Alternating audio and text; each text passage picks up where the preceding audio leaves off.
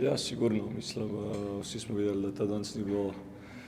za nikamor, da ni bilo podoben ničemer in da nismo se držali tega, kar smo govorili cel teden, kar smo govorili, da mi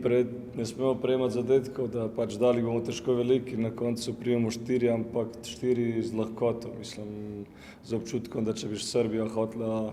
zabiti še kjerga, da bi mogoče lahko, tako da mislim, da to, kar je selektor povedal,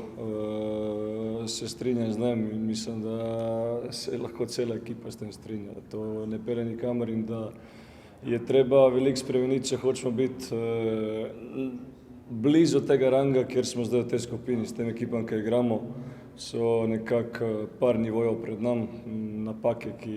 ki se nam dogajajo, se ne smejo na takem nivoju in vsaka malenkost se kaznuje, ampak nažalost ne prejmemo gol samo iz napak, tam tudi na koncu stojimo vsi odprto, želimo zadeti, puščamo prostor zadnji in izgleda, kot da nam je vseeno, bomo dobili 2, 3, 4, 5, 6 in to sigurno ni način,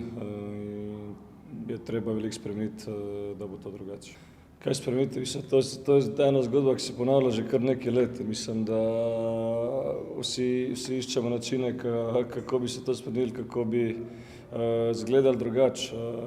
Ne bom rekel, da je na vsaki tekmi tako, ampak na določenih tekmah, ki smo odigrali, sigurno ni bil primeren, ne vem, primerna organizacija, primeren odnos, primerna disciplina za ta nivo. Se pravi, če si utrujen, če si zmatran, ne moreš ostati gor pri drugem golu, moraš se vrniti, pomagati obrambi in počakati ozadji in s tem pač iti v napad. Nekako mislim, da v določenem trenutku tekme pade koncentracija in nastane ta moment, kjer deluje,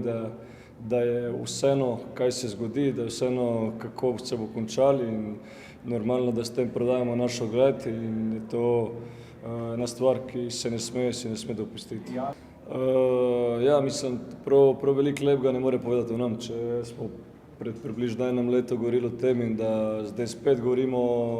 o teh situacijah, verjamem, da so igralci utrujeni, smo utrujeni po sezoni, ki je, ampak vseeno, ko pride za reprezentanco, daš vse od sebe do zadnjega atoma moči in če ne druga govorica telesa,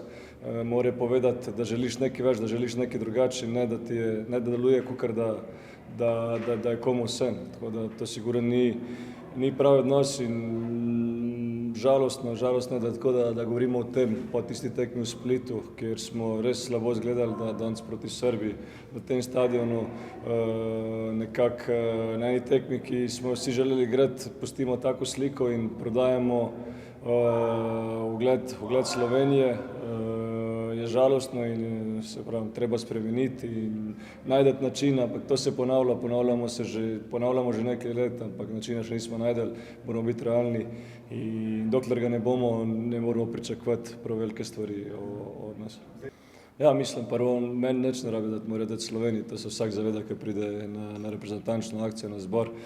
Reprezentance se ne more zamenjati, kot so povedali, ampak s ponosom prihajam, vedno pridem, boli me, zelo me boli, ko izgubimo tekmo, sploh na način, ko smo izgubili danes in normalno,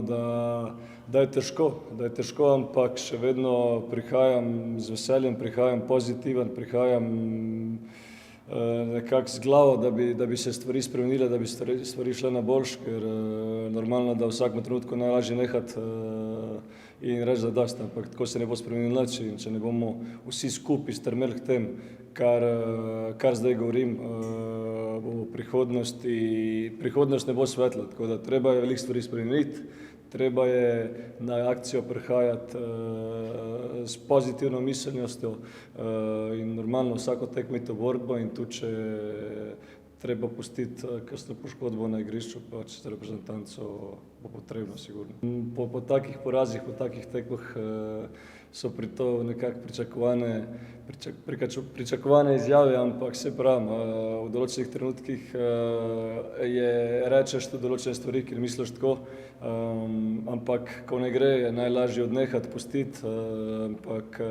nekdo mora biti tukaj, da se stvari spremenijo in jaz verjamem v to, da to lahko dosežemo, ampak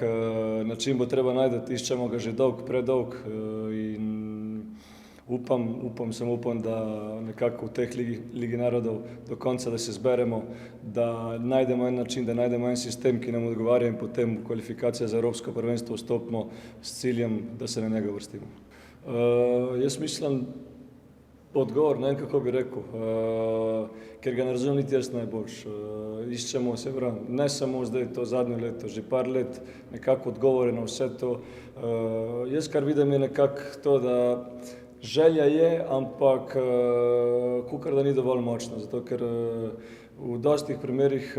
se čuti, v garderobi se čuti na igrišču, kakor da pade, da gre glava gor, roke dol in nekako pustimo, da delajo z nami, kar hoče. In to ne more biti to. Nekako vsak sam pri sebi mora imeti v sebi to miselnost, zmagovalno miselnost in mislim, da to fali. Ampak to se nekako ne more prebuditi v igralcu, če nekdo tega nima in treba je najti način, da se stvari uredijo. Ali je to, vem, da Slovenija nima velikih igralcev, da je težko izbirati in prav veliko menjati, ampak vsak je tukaj normalno, da nekaj je želja, druga je pa pol ta tvoja miselnost in ta tvoj nagon v tebi, da res želiš nekaj narediti in nekaj spremeniti. In verjamem, da večino vsi igralci to imajo, ampak kako to zbuditi, to je vprašanje za ne vem koga, ker to se nekako prebuja že ne vem koliko let in